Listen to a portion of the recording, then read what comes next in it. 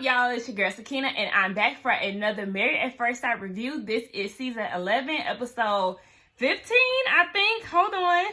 I feel like I gotta know now. Okay. Well, I can't find my remote. So anyway, yeah, I think it's episode 15, but y'all know it'll be in the title. Whatever. But before we get into this review, I do have a bit of an announcement. I will be doing a new lineup of shows. So we already know that Married at First Sight is going to be wrapping up pretty much here in a few episodes. But I will be reviewing Ready to Love and Put a Ring on It, which is a new show on. Both of them are on. So if y'all are into those shows, check out my reviews. They will be up sometime this weekend. I know it's Saturday, so they'll be up probably by tomorrow, right? But yes, that's all I wanted to say. So if y'all are into that, go ahead and check out my review or be on the lookout for those. But let's get into this review now. We are in the week of decision day, and we could just start off with Brett and Olivia. I'm not sure why they were in this video or episode because they broke up. So I don't feel like they even need to go to decision day. So let's just talk about them. Now, Brett is sitting down with his friend, and he told him about the breakup with him and Olivia.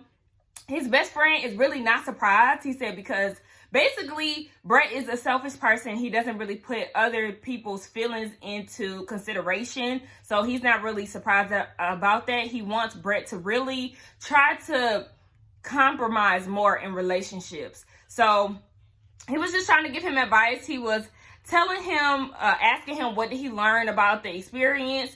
Brett said that he didn't learn anything about himself, but he does know what he wants out of a woman. He said that kids are very important, so he ain't trying to deal with nobody who ain't trying to have kids. Like I said, I do respect Brett for breaking it off with Olivia because, like he said, they do have a lot of differences. And with them having so many differences, I know opposites attract, but their outlook on life is totally different. So they were never meant to be together. His friend also did say that he experienced Brett being an asshole to him in certain ways. And he was just saying that he wants him to gain a higher level of empathy out of this experience. Will that happen? I don't think so. So, you know, whatever. But I really do like his friend. His friend seems very logical. He is very level-headed from what I'm seeing here. He's not just like one of those friends who, just because you my friend, I'm gonna hop on your train. Like, no, he's very reasonable. I like him. Now we can get over to Olivia. There was really nothing much with her and her friend meeting up. She sad about the breakup, and she was just saying that she does own the fact that she did not have any type of intimacy with him. There was a lack of that and affection in which Brett needed. So she owned up to that. And then they talked about what if Brett wanted to give her a second chance. She said that she would be open to hear him out and she would ask a lot of questions. I feel like y'all don't need to be together. Don't work it out. On decision day, y'all both need to say no and never talk to each other again. Now, back to the other couples who are still married. Everybody else is leaving the cabins or wherever the hell they was at, the little retreat. Everybody having a good time in the car. I was here for Amani and Woody. You know, they was jamming. See, that's why I love them, because they just like the typical black couple, if you could even say that. Like, they just really enjoy themselves. They be singing R&B songs together, you know. That's just what I imagine me and my husband to be like. So if I'm, you know, speaking out of terms in regards to black relationships, then sorry, I'm not trying to offend no other, you know, black relationships, but that's just what I envision me and my husband to do. But everybody having a good time, with the exception of Henry and Christina. The ride home is quiet as hell and awkward as fuck. But outside of that, we could just get into Amani and Woody. Speaking of them, they're at the house, and Amani was saying, you know, in the beginning of this experience, I was 50-50.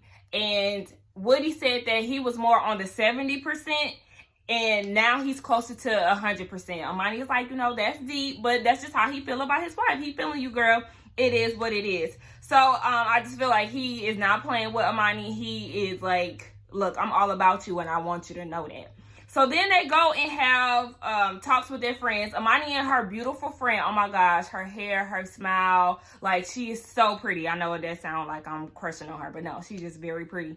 But Amani was saying that she's super confident in her and Woody's relationship, and she doesn't have any worries as far as decision day goes. She said that being married is the best part of their marriage. It may sound corny to her, but you know, she just loves him. They're like best friends. They kick it, they cool, and that's what I'm saying. Like, they just like have a good time with each other, and it seems so organic, so natural, nothing pushed and or forced.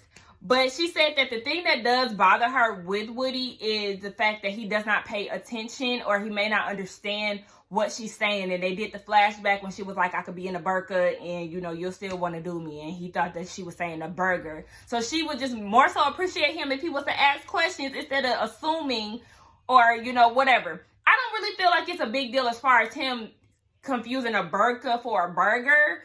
But I can understand if it's something more in depth, like if we're having a real conversation and I feel unheard, then that would definitely be a problem. I think that is the actual issue, and that Lifetime just went with what they had on camera. So no issues when it comes down to that. Now, Woody goes and talks to his grandma. I think he was the only person who talked to a family member. But he went to talk to his grandma, and he was just saying that the single life is boring back then, and he enjoys being married to Amani. Grandma is here on board with him and Amani's relationship. So she just wants him to pay attention. And I thought that was funny because he did say, you know, ask for advice. And she said, you need to pay attention, in which we know that's what Amani wants him to do. And she said, be consistent. That is the biggest thing that I want out of my relationship, is great communication and consistency. Don't start something with me that you cannot finish. If you are not consistent, then we cannot work. But, you know, grandma also said that you need to respect her. So, you know, both the friends and the grandma are here for their relationship. They go to dinner later on that day. Woody said that he feels like Amani is his soulmate, and I'm here for that. I thought it was hilarious when he ate them oysters up. Baby, he was so serious. Like, I'm sorry, them oysters is gone. Like, how you gonna eat up all my damn food? And she was like, dinner is canceled, bitch. Like, this, I love them. I can't say that enough. But Woody said that he didn't believe in love at first, but he definitely loves her. And then he got choked up. Please stop. So yeah, he got choked up, and she was asking him, why didn't you feel like you know, were in love? He said he always wanted to be married. He just didn't know how he was gonna do it. Well, look, Lifetime hooked you up with a marriage, a quick marriage with somebody you like. So consider yourself blessed, honey, okay? Now we get to the night before D-Day, and Woody said that if Amani was to say no, then he would not listen to her explanation as to why, whatever. Amani got a little offended by that, but to me, I feel like he's being honest. He's just truthfully telling you, if you were to say no, then yeah, I'll be out. And I mean, what do you expect? He's hurt. If he's feeling like you were going to say yes and you hit him with a doozy, then I mean, hey, it is what it is. You can't really, I mean, you could be mad, but you can't really be mad if that, I don't know.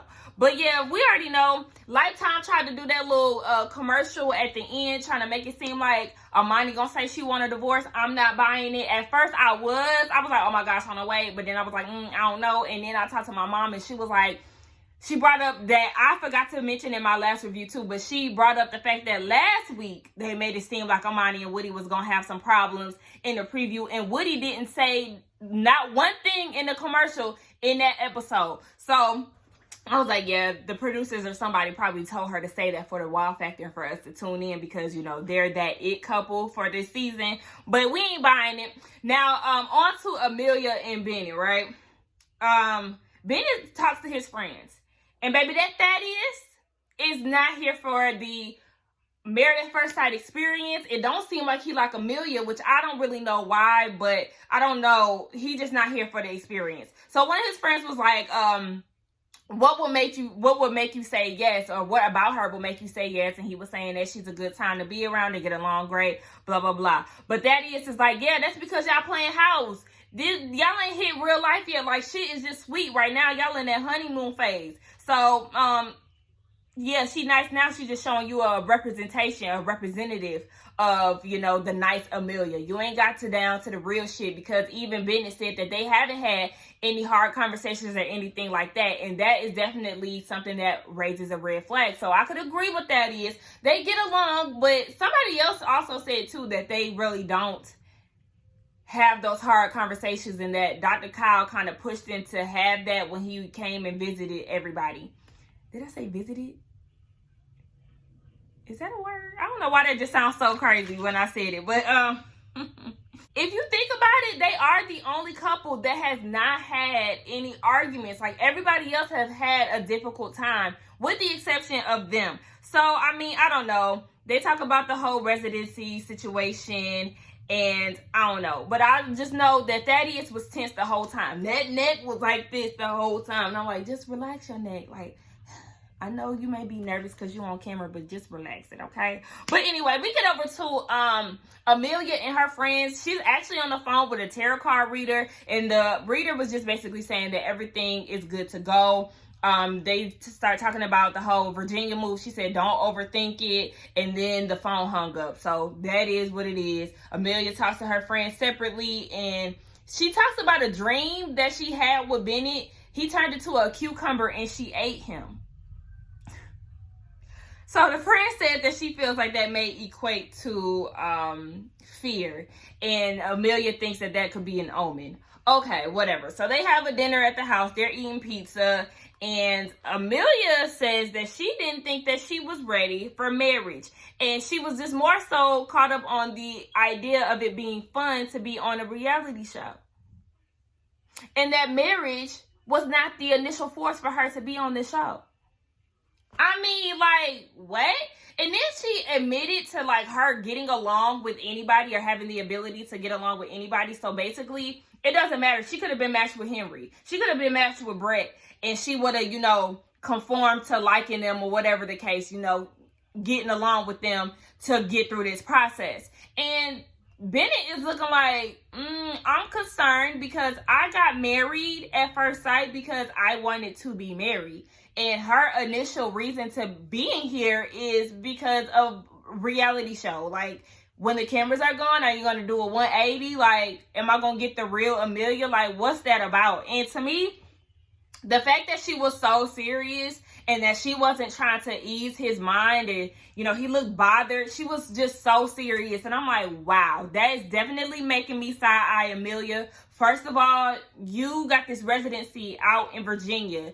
You got this man falling in love with you. You said that you love him, but now it's just like, I don't question that, but I just question your intentions now. Like, did you get married just so you can have a little maid around the house while you out here making money? Because that's what she was definitely set on, having somebody who can do all the work while she makes the money down at the doctor's office or at the hospital. So, I don't know. It just made me side-eye her. Bennett has a lot on the line. He is trying to make this relationship work, and he's willing to pick up and leave his life here in New Orleans for you, or there in New Orleans for you. So, you know, I don't know. I don't like that. That was definitely a lot. But Bennett did say that he was disappointed, and Amelia does seem like she really wants it. In her confessional, she was saying something, but the way she was looking was like she'll be sad if he said no on decision day. But sis, he just might, because you just laid out a whole lot for him to consider. Now, we can talk about Miles and Karen, you know, my favorite headache. I always got to get into Karen, as I will in a minute. Actually, let's just start right now. So, when they got back from the retreat, Karen wanted her feet rubbed. And I hate, you asked him to do that on y'all marriage day. For some reason, I just don't like that, because it's like, cater to me while I do nothing for you. Like, girl, okay, yeah, you cook a meal, but I feel like you cook a meal because you're hungry as well. So you want to eat some good ass food, and you just so happen to share it with him. Like, that's just how I look at it. You don't do shit for Miles. At least that's what the camera is picking up. And I don't feel like y'all do anything off camera based off of what Miles said later on with his friend. So while we at it, yeah, let's just talk about Miles and his handsome friend. That friend was fine. Like, okay, you look good. Let me move to New Orleans. Maybe I can find me somebody. But anyway, he was just saying that quarantine is hard for him and Karen. You know, she was distant. They were only a month into their wedding, marriage, before quarantine started. And at that point, he just felt like he didn't know Karen. And she damn sure made sure that they got to know each other, because they wasn't going to have sex or nothing like that. Remember, they basically in the friend zone, and we got a demonstration of that when they played that game. So at this point, they know each other very well. But, or somewhat well. But he gives an example of this defining moment for them. She had did some laundry and put all the clothes in this chair. While Miles was sitting on the couch and they were eating, she goes and sits on the arm of the chair, which had the pile of clothes in it, instead of sitting on the couch where Miles was. If that wasn't a telltale sign that she was not into you, or she is not into you, Miles, then I don't know what else you need. Because what in the entire fuck? Bitch, you can't even sit next to me? I mean, what's wrong with me? And I don't like that. Like, it seems like she kind of goes out of her way to make him feel uncomfortable or to make him feel unwanted. And you wonder why he went off on you and said that he did not want to be with you on decision day. Bitch, I would say fuck you and keep it moving. Like, I would respect her so much more if she would just have pulled a break and called it quits early. Like, I don't like the fact that she just stringing him along, but I don't like the fact that he's being naive. I don't want to say naive, but just like he wants it so bad that he's willing to just put up with the shit. Like, that's not okay. And she was just rude as fuck. And it still bothers him that she's not affectionate and that he has to continuously say this. And again, that's just another sign that y'all are not meant to be together. She is not filling up your love tank whatsoever. Y'all been together for 4 months and she still has not shown any type of interest. She ain't giving you no play. What the fuck else is there to do? So, he was just saying that he feels like she is trying to the best of her ability, but, yeah, I just feel like she does not have what you want.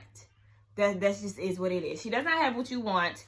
And he said that she is good on paper. Again, however, he doesn't know if he'll say no or yes on his decision day. Baby, you need to go ahead and say no. And the reason why he says this is because they haven't been emotionally or physically connected. I'm glad that Miles is finally seeing these things in her and not just automatically being like, yeah, I could definitely see myself saying yes on decision day. I'm glad he's finally, like, you know, seeing the bigger picture. Get over to Karen and her friends. She actually had 2 friends with her. They are very optimistic of this marriage. They're Team Miles, and she's looking like, what? Yeah, you know, they are Team Miles because he is a good man, Savannah. I mean, you're the only one who got the blinders on and want to be with a man who gonna dog you out. But anyway, yes, Miles been stressed out because of the police brutality and the state of the world. And Karen says that she wonders if this time should be used for her to be affectionate to him. Can you be any dumber? Like, duh, this will be the time. You know he suffers from depression.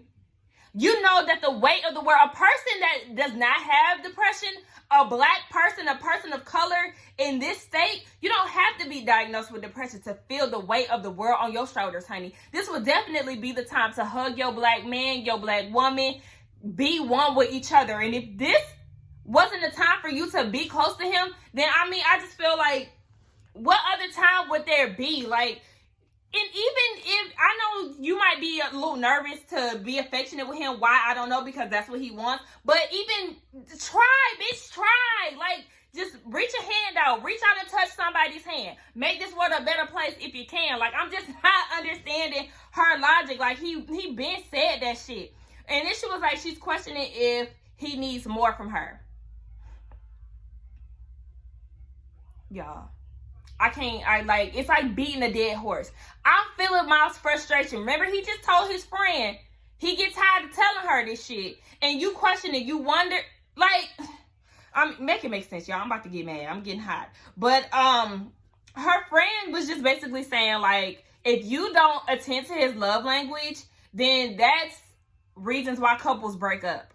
You already know what his love language is. You know he's an affectionate, physical touch type of person. You're none of that. This is something that you're totally opposed of. So, you know, it just feels like, her friend feels like Karen is trying, but not enough for what Miles wants. I said, boom, there you go. Hello, somebody sees it. Everybody sees it. But Karen, for some reason, like, it does not process through your fucking brain. So then her friend was like, okay, so what's y'all chemistry like? She ain't have an answer for that. Yeah, because y'all ain't got none. And then the friend said that she needs an alpha male, somebody to put her in her place, and like just all this extra shit that was annoying me. To me, I feel like you could be an alpha male and not be aggressive. Because all this put me in my place type shit, okay, but when you say put me in my place, I'm getting the form of like, I want to snatch you up, tell you to go sit over there type shit. Like, he could be an alpha male and still not have to do the most to prove to you that he's masculine. So then they go and have this dinner, right? Nice dinner. Miles looks nice. The food looks good. This bitch in a hoodie, no effort put in. I'm just like, okay. Another sign for me that she just does not give a fuck about you. Karen says, this time showed me what's important. What? So then she goes into like the whole thing, laughing, communicating, and she needs masculine energy to submit to. Okay, and Miles was like, I'm still kind of confused out of all the things that we talk about, this masculine energy shit that you giving me, I'm still confused on that. And then she said that she needs him to be comfortable to be the man of the house. Bitch, there you go, trying it again. Like, Karen, what the fuck is wrong with you? Like, how is he not the man of the house? Like, I would have liked him to give examples, or like for him to have asked her, okay, so what makes you feel like I'm not capable of being the man of the house? Bitch, I cook, I clean, I work, I provide, I fix your car. Like, what makes you feel like that? Because I'm not slapping you around, cussing you out, doing all this toxic shit that you looking for out of me. Like, I'm not understanding. Anyway, she said that she needs him to have solid plans and goals. He seems pretty goal-oriented to me. He's advancing his career, so that's another example. Then she was like, I need a protector with all of this injustice going on in the streets. I need somebody to protect me. Bitch, you trying this man's manhood, and I'm not here for that. So then she says that she needs him to put her in her place when needed, respectively. Okay. So he did that. When he told you, when you brought up that masculine shit before, and he told you, bitch, I'm a man, you trying me, and if decision day was today because you're not putting in no effort, I would say no. And that shit made your ass cry. So he put you in your place. He gave you what you wanted. So I'm not sure why you still looking for that when he's provided that for you already. Miles says in his confession that he's everything that she's describing, and he knows that he's confident in who he is. He also said that, you want all this masculine energy and all this shit, but I also want to know that you're my wife, not just on paper, but in real life, bitch. So you want me to do all of this, but you ain't gave me no type of nothing for me to work with. So get the fuck out of here with that. And he was like, I want somebody who wants me. And I want to be unapologetically me, as he should be. And if I can't do that at home, then where else the fuck can I do it? I'm glad he was sticking up for himself. Boom. Shit. And he was just like, I don't know if you'll give me the emotional vulnerability and physical intimacy that I need. Get her together, please, because this bitch just does not understand. So it's the day of decision day, or the day before decision day. Notice that Karen was the only female that left. Miles stayed at the house and she left. I said, of course. And she also pulled that shit saying, bye husband, stranger friend. Bitch, yeah, at this point, there is a stranger in my house. Bitch, get the fuck out. And then she was saying that she nervous about D-Day because the unknown. Yeah, bitch, you know that you're going to be left at the altar or left down at the couch with the experts. Sorry, I want him to leave her. I say that every episode. All right, let's move on to Henry and Christina, right? So Christina talked to her friend, in which who I thought was her granddad, uncle, whatever, but he was at the housewarming that day. She was talking to him. She said that there's no spark with her and Henry. They're still in the friend zone. And she said that she's tried, but, she still wants to try. And that's one thing that I can give Christina. She has put in some type of effort with Henry. I just feel like Henry did try at some points. He could have tried a little harder, but I understand now with her being a liar why he just could not give his all into this. Because if it was me, I couldn't give my all into a liar either, because I'm questioning everything that you do and say. Are you genuine? Are you, do you really love me? Is this really... but, I was about to get into Switch. But anyway, Christina said that she's really shocked that Henry stayed. And she also lied about saying that Henry did not like her. And they did the flashback to that conversation where she did that fake ass cry when he addressed her being a liar. He did not say that. What he said was he knows that you lie. That's what he said. Now, she said that I've been loved deeply by many people. Where they at? Where they at though? Like, I'm not understanding. You have all these people lined up to be with you, yet you got on the show to marry a stranger. You're overly emotional. You talk about these toxic ass relationships that you've been in. Where are all the people that love you deeply that want to marry you. Like, where they at? Show them up. Raise their hands. Line them up. We need to see, because, I mean, at this point, I don't believe you. You're a liar, as it is. So then she was like, so I'm just questioning, because I got all these people that love me deeply, why it's so hard for Henry to love me? And that's because you're a liar and dismissive of his feelings. That's why, okay? So then she goes and says that Henry is this nice guy, and you know, she thinks he's funny. His dry humor is so hilarious to her, and she feels like he plays the guitar with no lessons so well, and you know, she sees these things in him. And my mom was like, she has a good way of acting. Like, she'll try to sell a story by, you know, smiling and doing all of this to make you feel like, you know, it's real, but it's really not. Because at home, Henry said that it take y'all a good hour and a half to even spark up a conversation. So where's all of this shit that you're seeing? Maybe she's seen it when they was having that good week where they went to go play golf and salsa dance together. Maybe that's when she's seen it, but whatever. I was like, okay. So then she was just like, she wants Henry to put in effort. Since that's not going to happen, hang it up, flat screen. Henry and his good old bestie, you know, she come through again for the third time. Well, how many appearances she done made? She done made like 4 appearances on here. That's a consistent ass friend. That's how you know they really friends. But, you know, he was just like, things got crazier over this quarantine time, and me and Christina, we struggling, honey. He said that the lack of communication is weird to him. But I'm like, Henry, this one I'm gonna have to go off on you, honey. You don't communicate well. So, you play a part in that as well. So he said in his confessional that he's not telling his best friend about the gay accusations, in which I feel like he should not, because, I mean, it's not true. And then I feel like at the same time, that'll just make his best friend want to jump on her, because she's been skeptical about Christina since day one. Speaking of her, she did her own interview, and she was like, I just don't see it for them. I feel like they don't need to stay in this marriage. Another thing that I forgot to mention was the fact that Henry said in his interview that Christina threatened to hold that text message against him, or, you know, over his head, if he didn't have her back throughout the rest of this process.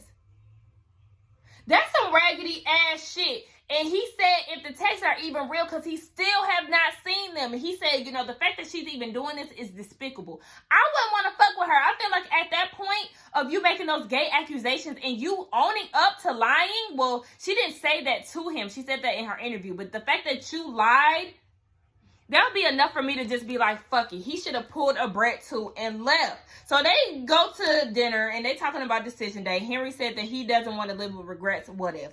And I was just like, what? The whole conversation that he had about that, I was so confused. So then Christina goes into La La Land like she always does. And she was saying that she's proud of them. Now, throughout this whole conversation, Henry is hitting us with a whole bunch of facial expressions, okay? So when she was saying she was proud of them, Henry is like, okay.